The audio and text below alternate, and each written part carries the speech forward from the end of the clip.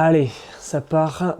Ça fait la 4e fois que j'appuie sur Rec, je sais pas du tout comment commencer cette vidéo. J'avais dit que je ferais une vidéo récap sur cette chaîne de ce qui a été ma prépa marathon et une autre vidéo récap du marathon. Je vais tout condenser en une seule vidéo, c'est celle-ci que tu es en train de regarder. Donc je vais compartimenter cette vidéo en plusieurs parties. La première, ça va être un débrief sur ce qui a été ma prépa marathon, comment elle s'est passée, ce qui a été fait, ce qui n'a pas été fait aussi, ça c'est important de le mentionner. Une deuxième partie qui va expliquer le marathon en lui-même. Et une troisième partie de la vidéo qui va être axée sur qu'est-ce qui va se passer à l'avenir. Donc c'est parti, juste avant d'aller plus loin, je vais me présenter en 2 secondes. Moi c'est Nico, j'ai 33 ans et je pratique la course à pied depuis environ 3 ans. Au départ je me suis lancé vraiment comme ça pour courir et essayer de prendre soin de ma santé, mais petit à petit c'est devenu une passion. J'ai pris un premier dossard, j'ai kiffé, j'en ai pris d'autres, etc. Après j'ai fait du 10 km, du semi et me voici maintenant sur marathon. Donc le marathon dont on va parler, c'est le marathon des Deux Rives à Ambès qui a eu lieu le 3 mai dernier. Pour ce qui a été de la prépa, donc vu que le marathon était le 3 mai, j'ai commencé ma prépa en février, à peu près 3 mois avant, 2 mois et demi, 3 mois avant. Alors la prépa, comment elle s'est déroulée? Elle s'est très bien déroulée. J'ai vraiment adoré faire cette prépa marathon. J'aurais aimé qu'elle dure plus longtemps presque, parce que vu que les beaux jours arrivaient avant le marathon, bah, ça me donnait encore plus envie de courir, mais l'échéance faisait que bah, je devais freiner un petit peu les sorties 2 semaines avant le marathon. D'ailleurs, le plan d'entraînement a été réalisé par Guillaume, qui est un athlète du club que je fréquente, qui a couru plus de 40 marathons, donc c'est quelqu'un qui est assez expérimenté et qui connaît aussi.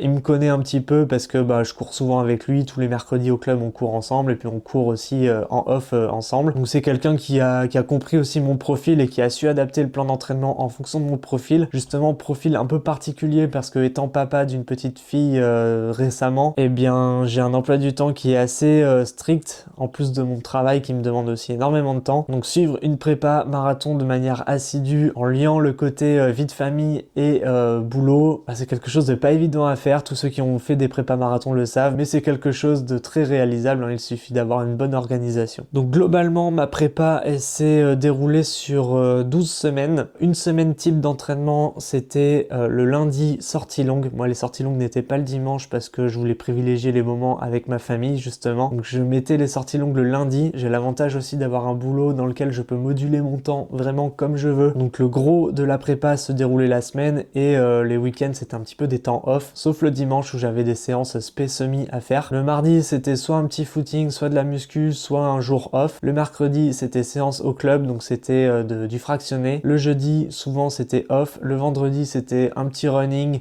45 minutes, 1 heure et quart. On augmentait progressivement le palier. Le samedi en général c'était off et le dimanche c'était une séance spé semi pour courir la sortie longue sur la fatigue du dimanche. Donc voilà, les 12 semaines c'était à peu près axé de cette manière-là, avec un petit pic au milieu aussi où j'avais un semi-marathon de prévu, donc le semi-marathon de La Rochelle. Et ça c'est un truc que j'ai vraiment kiffé sur ma prépa, c'était ce semi de La Rochelle qui est tombé pile au milieu et qui m'a donné des bonnes indications sur mon état de forme à 6-7 semaines de prépa. Le semi est tombé vraiment pile au bon moment, à savoir que c'était fin mars et mon marathon était le début mai, donc c'était vraiment au bon endroit. Le semi en question, il s'est très bien passé, je l'ai couru en 1h28, donc assez content de ce chrono, sachant qu'à la toute base mon coach m'avait dit tu feras 1h40. Je dis ouais mais là je me sens un petit peu en forme, j'ai envie de courir un peu plus vite, est-ce que ça te va si je pars sur les bases d'1h35 qui est censé être mon temps de passage semi dans le marathon. Il me dit ouais ok pas de souci, et une semaine avant il me dit bon là t'as l'air vraiment en forme et tout, vas-y pour 1h30. Donc je suis parti sur les bases d'1h30, sauf que dans le sas de départ j'avais, je sais pas, je me sentais bien, je me sentais en forme, c'était un jour où je sais pas, tout allait, j'étais pas stressé, j'étais bien le jour du semi, ce qui fait que je suis parti avec le meneur d'allure 1h25. Je me suis dit si j'arrive à tenir la moitié du semi avec l'allure 1h25 et que je ralentis un petit peu derrière pour pas trop me cramer, bah je vais quand même réussir à faire le sub 1h30. Résultat, j'ai suivi le meneur d'allure 1h25 pendant 12-13 km, je l'ai lâché un petit peu au 14 et puis au 15 j'ai un petit peu craqué parce que j'avais une grosse crampe d'estomac, mais après ça c'était autre chose, c'est que mon gel n'est pas du tout passé à ce moment-là. Donc la fin de la course je l'ai un petit peu subi à part ça, mais sinon ça allait nickel, ce qui donne ce résultat d'1h28 sur le semi-marathon. Donc ça j'étais vraiment très content, c'est tombé en plein milieu de la prépa. Donc après tout le mois d'avril, la prépa s'est vraiment bien passée parce que le semi-marathon m'a mis dans un état de confiance, dans le sens où l'allure que je m'étais fixée sur semi, j'ai fait plus rapide et je l'ai bien tenu. Donc je me suis dit ok bah maintenant il reste reste plus qu'à bosser les sorties longues, bosser un petit peu la nutrition, et le jour du marathon, bah ça va le faire nickel. Ce qui fait qu'il y a une sortie qui m'a vraiment fait kiffer, c'est une sortie de 2h30, la sortie longue, la plus longue en fait de ma prépa.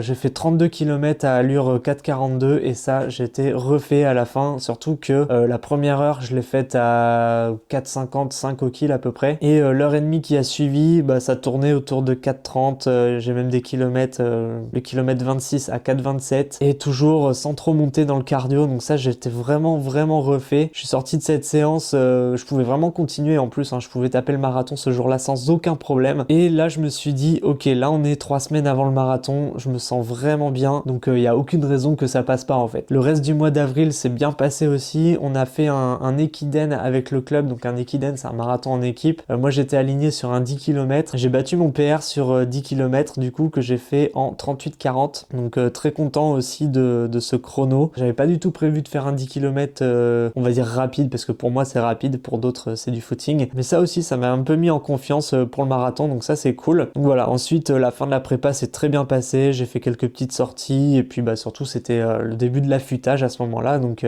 j'ai pas fait grand chose. Donc du coup, pour résumer ce plan d'entraînement, il a été bien pensé, il a été pensé pour mon profil, et pourquoi je l'ai bien aimé, parce que ça m'a fait bosser plusieurs aspects, ça m'a fait bosser à la fois la vitesse avec les séances spé semi que je faisais le dimanche et que j'ai adoré faire. Donc j'avais par exemple des 4 x 8 minutes, des 2 x 15 minutes, tout ça à allure spé semi. Donc moi mon allure spé semi c'était 4,15, et pour être honnête je les faisais pas du tout à 4,15, ça a peut-être été une erreur, mais je les faisais à 4,05, 4,06 à peu près d'allure toutes ces sorties, mais ça m'a fait progresser en vitesse surtout. C'est peut-être ça aussi qui fait que j'ai réussi mon semi beaucoup plus rapidement que ce que j'avais anticipé à la base. Donc ces séances là elles étaient vraiment très bénéfiques, et le lendemain bah, je faisais mes sorties longues, ce qui fait que mes sorties longues je les courais sur ma fatigue des séances spé semi. Donc ces séances du dimanche en général je faisais 16-17 km, et les sorties longues bah, ça variait, mais ça allait de 24 à 32 km. Donc ce qui fait que sur les 2 jours bah, j'arrivais quand même à ce volume d'un équivalent marathon quoi. Et si je devais refaire une prépa marathon, franchement c'est ce que je referais absolument à chaque fois, toutes les semaines, bosser sur la fatigue de la veille. Je trouve ça hyper bénéfique, en plus de rajouter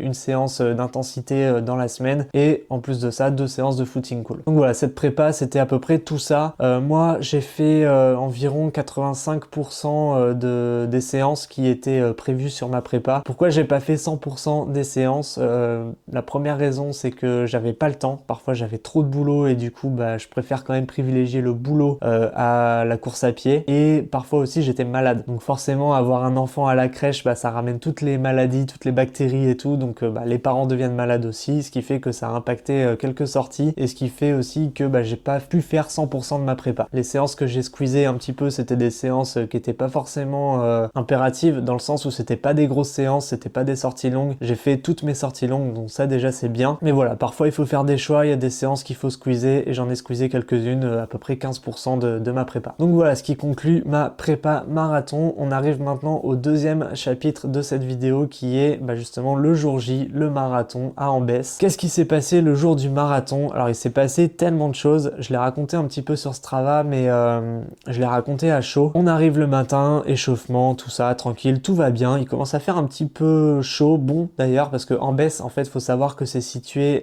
dans des marais entre le fleuve de la Garonne et le fleuve de la Dordogne. Donc c'est vraiment une presqu'île entre deux rives, d'où le nom du marathon, hein, le marathon des deux rives, et c'est très plat. Le jour du marathon, il n'y avait pas de vent, il faisait gris, il commençait un petit peu à faire lourd, et il faut savoir une chose aussi, c'est que le départ a été donné à 9h30. Donc pour un marathon, je trouve que c'est un peu tard. On reviendra sur ça tout à l'heure. Donc l'échauffement se passe bien, on va dans le sas de départ, un peu chaotique parce que il n'y avait pas grand monde pour gérer la circulation, les barrières étaient vraiment mal mises, il y avait un tout petit trottoir pour aller dans le sas de départ, on savait pas trop comment y aller, enfin c'était un petit peu chaotique. Ambès c'est vraiment une ville minuscule et il y avait beaucoup de coureurs, donc c'est peut-être pour ça aussi que c'était un peu la foire. Donc on arrive dans le sas de départ, moi j'étais dans le sas de départ 3h, qu'il y avait soit 3h soit 3h30, était prévu des meneurs d'allure 3h, 3h15, 3h30 et au-delà je pense, et il y avait aussi un meneur d'allure 2h45. Donc on est dans le sas de départ, moi je crois que je suis arrivé à 9h27 dans le sas, donc 3 minutes avant le départ, vraiment un petit stress qui commence à monter parce que je me suis dit ok, l'heure tourne, le départ va être donné, je suis pas prêt, je suis pas dans ma bulle, c'est le rush pour aller au sas, c'est un peu compliqué. Bref, nous voilà dans le sas de départ, là on voit pas de meneur d'allure 3 heures, on voit pas de meneur d'allure 3h15, donc on commence à se parler entre coureurs et on apprend que les 2 meneurs d'allure qui étaient prévus ne sont pas venus, tout simplement, donc il y avait aucun meneur d'allure. Donc là on est à peu près 4-5 personnes à se parler et puis on vise tous à peu près les mêmes chronos, à savoir 3h15, ce qui fait que ça nous fait partir sur des allures type 4h30, 4h35. Donc le départ est donné, on commence à partir. Forcément le départ était un petit peu chaotique aussi, je suis désolé, je vais pas faire de la bonne pub de ce marathon parce que j'ai trouvé qu'il y avait beaucoup de choses qui n'allaient pas, que ce soit en termes d'organisation, en termes de gestion, c'était vraiment très très chaotique parce que vu que c'était le marathon des championnats de France, il y avait aussi des profils master qui étaient devant nous. Donc en fait il y avait le premier SAS qui était le SAS élite pour les championnats de France, le deuxième SAS qui était le SAS aussi pour les qualifiés des championnats de France, mais toutes catégories confondues, à savoir les seniors, les masters, mais tout type de master. Et après ça il y avait le SAS open, donc les gens qui avaient payé leur dossard, moi ainsi que tous les coureurs qui étaient avec moi. Donc le départ est donné et du coup tu l'as compris, on a dû doubler tous les masters qui étaient qualifiés pour les championnats de France parce que forcément ils n'avaient pas les mêmes objectifs que nous, donc eux ils partaient très lentement, hein. Il y avait des gens qui avaient 60, 70, 80 ans et concouraient pour les championnats de France de leur catégorie, mais ils allaient forcément pas à la même allure que nous. Donc ça c'était un peu chaotique, on a dû doubler pas mal de monde, ce qui fait que le premier kilomètre on a perdu un petit peu de temps, malgré une allure quand même qui était dans les standards de ce qu'on s'était fixé, donc ça c'est cool aussi, mais c'était quand même assez galère de devoir doubler de tout le monde, d'autant qu'on n'avait pas de meneur d'allure, donc on pouvait pas trop se fier à quelqu'un, et le petit pack de 5 qu'on s'était fait, fallait aussi qu'on reste soudés entre nous pour pas se lâcher. Dès le deuxième kilomètre, moi je suivais 2 personnes qui étaient dans le petit groupe qu'on s'était fixé là. Ces 2 personnes là accéléraient trop vite et ralentissaient, genre ça allait à 4,10, ça allait à 4,50, leur allure était pas du tout régulière, ce qui fait que moi ça m'épuisait énormément, et je sais pas si c'est ça, le stress, la chaleur ou quoi, mais je suis très très vite monté dans le cardio, et à ce moment là je me suis dit ok, va falloir que je prenne les choses en main. Moi je suis quand même habitué à réguler mon allure et je sais maintenir une allure à peu près, alors pas au kilomètre près, mais je sais à peu près entre 4,25 et 4,30 à quelle allure je suis quoi. Au bout du kilomètre 3 en fait, ce que je décide de faire, c'est que je prends les rênes du bloc de 5 qu'on était, je me place devant, je le dis à personne, je me mets devant et là j'impose le tempo entre guillemets, ce qui fait que quand tu regardes mon Strava, il est quand même assez régulier en termes d'allure. Moi l'allure visée c'était autour de 4,30, hein, donc c'est assez régulier. Le premier semi on le passe en 1,35 et quelques, je sais plus exactement en termes de secondes, mais vraiment dans le temps imparti de ce qu'on s'était fixé, donc parfait. Là je me dis c'est nickel, il fait bon, tu gères tes gels comme il faut, niveau jambes t'es frais parce que t'as pas trop couru depuis 2 semaines, t'es vraiment nickel, le marathon se passe bien, c'est aujourd'hui, il faut tout donner,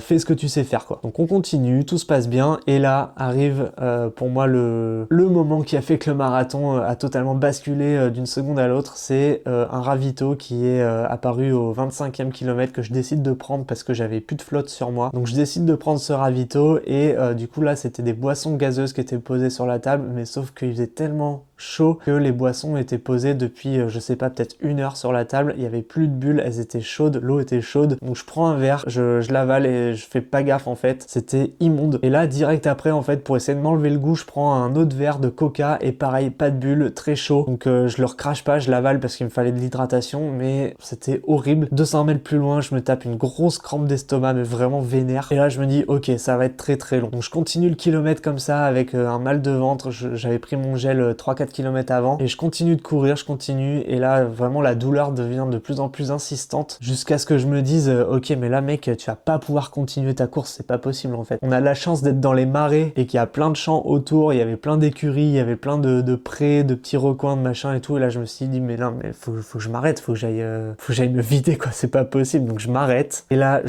au moment où je m'arrête, je me tords de douleur, une douleur vraiment impressionnante que j'ai jamais connue, hein, aussi bien en courant que ailleurs. Et là je décide de vraiment stopper quoi. Donc j'ai arrêté même ma montre et tout, je me suis dit mais je vais jamais repartir, c'est pas possible. Donc là je fais ce que je dois faire, hein. Je me vide complètement. Je suis resté bien 5 minutes à l'arrêt, et là je vois les coureurs défiler, enfin déjà moralement c'est pas facile de vivre ça. Donc je fais ce que j'ai à faire, je repars un petit peu, je trottine déjà dans un premier temps, et ensuite je décide de reprendre un petit peu mon allure. Donc là on les voit kilomètre 28-29, je tente de reprendre mon allure, je suis autour de 4 4,30 et là le kilomètre 29 à 4,44 et kilomètre 30, vas-y ça repart, les crampes d'estomac. J'ai envie de me vider, c'est vraiment l'enfer. D'autant qu'à ce moment-là, bah, j'avais plus d'eau, plus de gel, plus rien du tout. Je comptais que sur les ravitaux pour me réhydrater et reprendre un petit peu de sucre parce que j'en avais besoin. Il y avait un ravito, il me semble, au 30e que je prends aussi, donc pareil, coca, chaud. Donc là, je décide de prendre juste de l'eau. En fait, je prends 2-3 verres et puis je marche parce que bah, vraiment les crampes d'estomac, les intestins, je sais pas trop ce que c'était, ça continue à être très très douloureux, donc c'était horrible pour moi. Kilomètre 31-32, tu vois les allures, vraiment pas fou le bonhomme. J'étais vraiment dans un état pitoyable. Et du coup, en fait, la fin de la course, elle se passe comme ça. Donc j'alterne entre les moments où je trottine, où ça va à peu près, j'ai mal, mais ça va à peu près, et le moment où ça va pas du tout et où bah, je suis obligé de m'arrêter tellement j'ai mal au ventre. Donc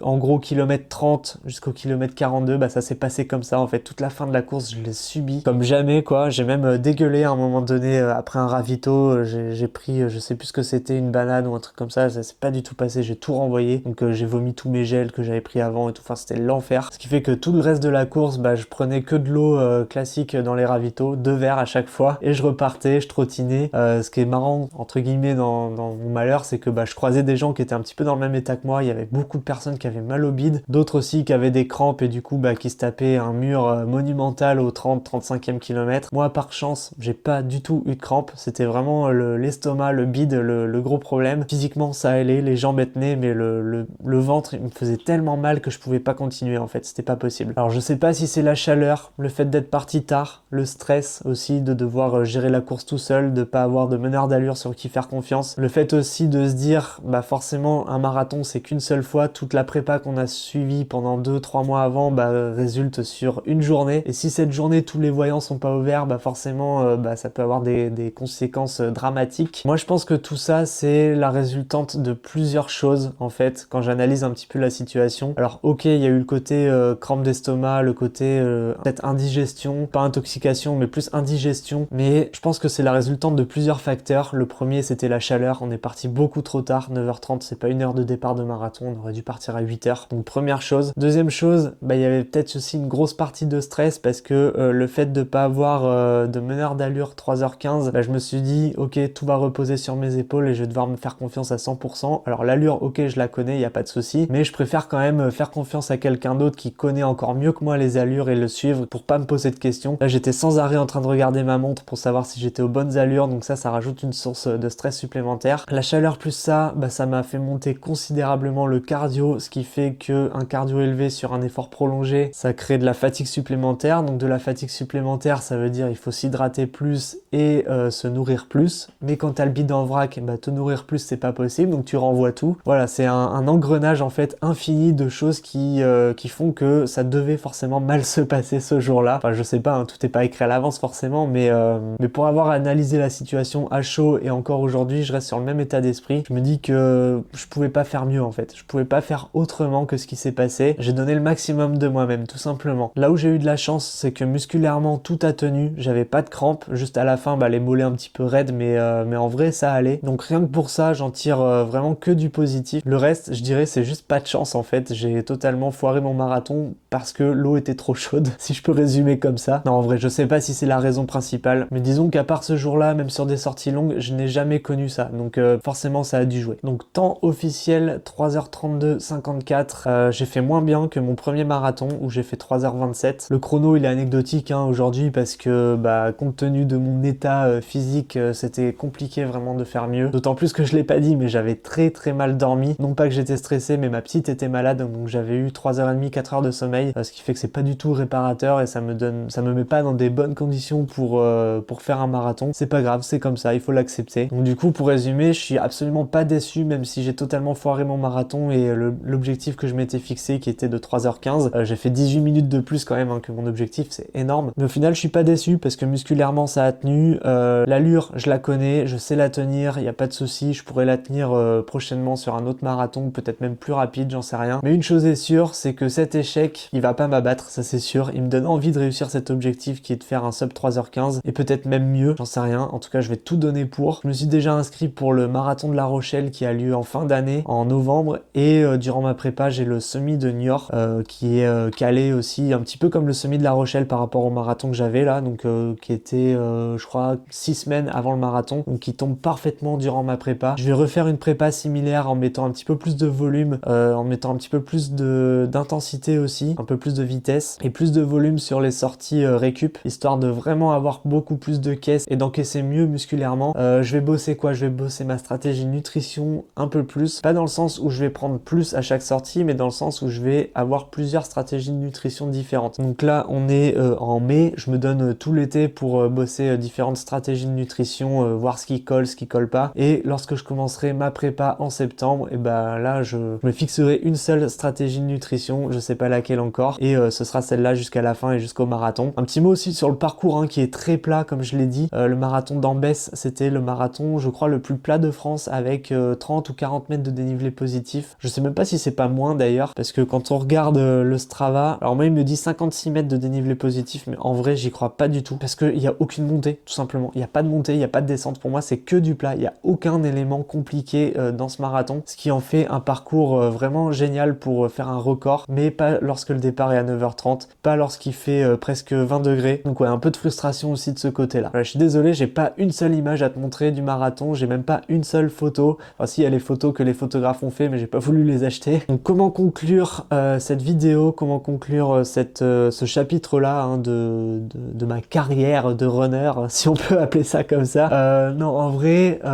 moi j'en tire du positif, forcément. Je suis quelqu'un qui naturellement voit le positif, peu importe la situation. Donc je sais que musculairement ça a tenu, donc les 42 bornes je vais les tenir la fois prochaine, il n'y a aucun doute. L'allure je la connais, je trouvais pas ça très rapide non plus, donc à voir, peut-être que la prochaine fois je partirai sur plus rapide, comme ça ce sera moins long, et si jamais j'ai mal, bah ce sera moins long.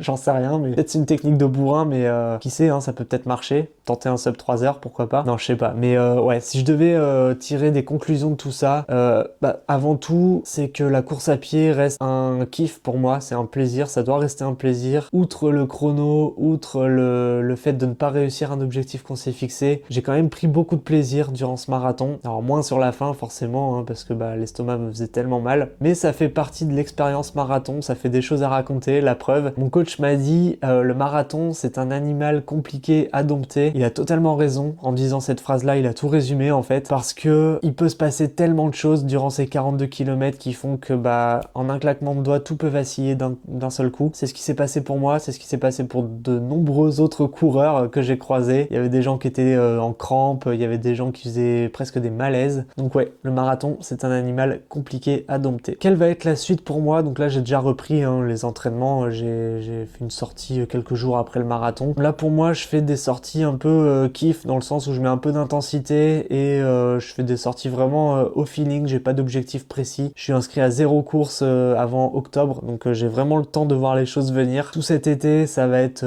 des sorties un petit peu trail, je vais tenter un infinity, je vais tenter pas mal de choses, sans prendre de dossard, hein, vraiment que faire des trucs en off, avec les copains, vraiment que du plaisir. Garder ce plaisir de la course à pied qui en est un, vraiment. Et on reprendra les choses sérieuses en septembre. Je vais essayer de documenter aussi tout ça sur cette chaîne. Donc voilà, si jamais t'es encore là à la fin de cette vidéo, bah déjà bravo à toi. N'hésite pas à le dire en commentaire, j'ai regardé la vidéo jusqu'au bout. Ça aidera aussi l'algorithme, hein. Tu connais YouTube. Quoi qu'il en soit, moi je vais essayer aussi de poster d'autres vidéos. Je sais pas du tout quel type de contenu je posterai sur cette chaîne. Pour moi c'est une chaîne où je documente un petit peu mon parcours de course à pied, mais peut-être que j'aurai des idées de contenu d'ici là. Donc bah, si jamais le cœur t'en dit, abonne-toi. Peut-être qu'il y aura d'autres contenus qui arriveront cet été. Mais sinon bah, je recommencerai aussi à documenter ma prochaine prépa marathon. Donc si jamais tu veux pas louper ça, bah, je t'invite à t'abonner également et à me suivre sur Instagram, c'est là où je suis le plus actif. Merci beaucoup d'avoir suivi cette vidéo et moi je te dis à très bientôt. Ciao.